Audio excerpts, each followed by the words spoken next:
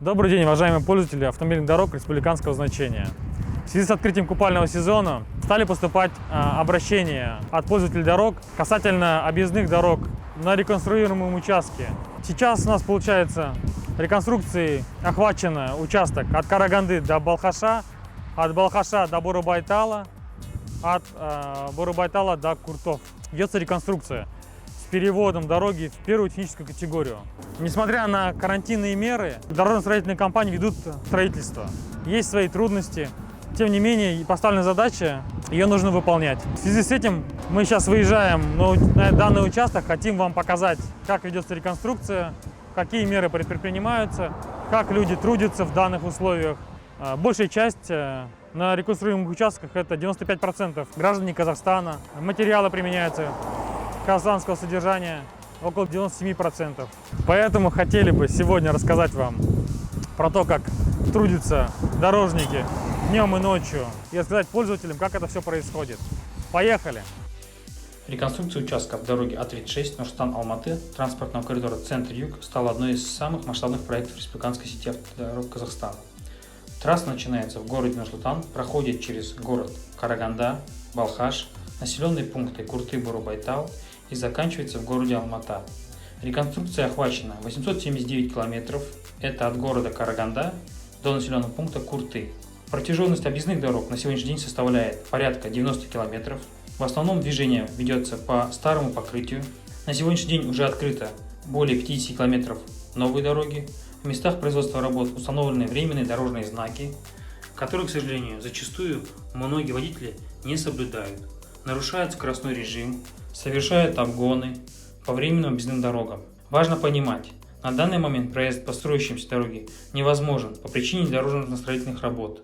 Поэтому при планировании поездок во избежание транспортных происшествий общество в лице Казавтожола убедительно просит соблюдать правила дорожного движения и требования временных дорожных знаков в местах производства работ. Меня зовут Ерденов Ильдар. Я нахожусь сейчас на участке Балхаш-Бурабайтал. Протяженность наша 50 километров. Сейчас ложим мы третий слой асфальта. Получается, уже положили два слоя асфальта 22 километра. Планируем до конца сезона открыть 50 километров. Извиняемся за неудобства, получается, где есть объездные у нас. Просим граждан Казахстана не злиться на нас, войти в наше положение. Как бы мы, дорожники, стараемся для вас. Реконструкция дороги Караганда-Балхаш началась в мае 2019 года. Протяженность трассы составляет 363 километра. Работы ведут подрядные организации ТО «Казгерстрой» и Сити Construction. Согласно проекта, дорога будет соответствовать первой Б технической категории с 4 полосами движения.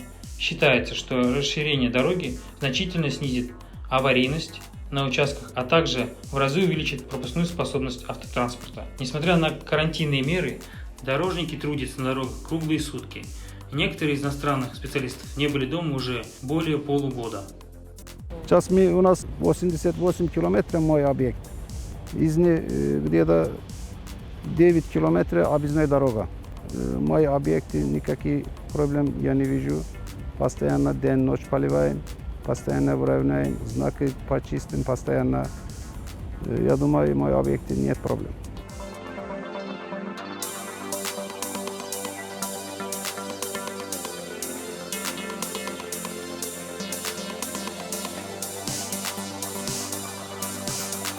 Проект реконструкции предусматривает строительство 15 мостов и путепроводов, 219 водопропускных труб, а также площадки отдыха и автопавильоны вблизи населенных пунктов.